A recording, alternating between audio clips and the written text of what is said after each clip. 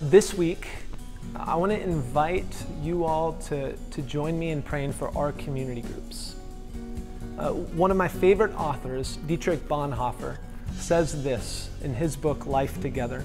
He says, "He who loves his dream of a community more than the Christian community itself becomes a destroyer of the latter, even though his personal intentions may be ever so honest and earnest and sacrificial."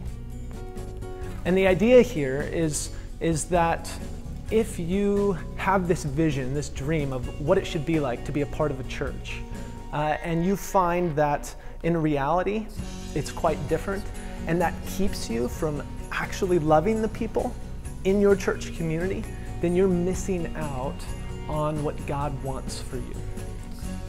Our community groups is where that happens. Our community groups are the spaces where we are called to live life together, to learn alongside one another as we follow Jesus. And so I want to encourage you this week to pray for two things for our community groups. One, would you pray that our community groups are places where people take the next step in their faith, whatever that might be, places where people genuinely come to know and love and become more like Jesus. The second thing I want to invite you to pray for is that our community groups would be places where people would grow in genuine, authentic relationships with one another.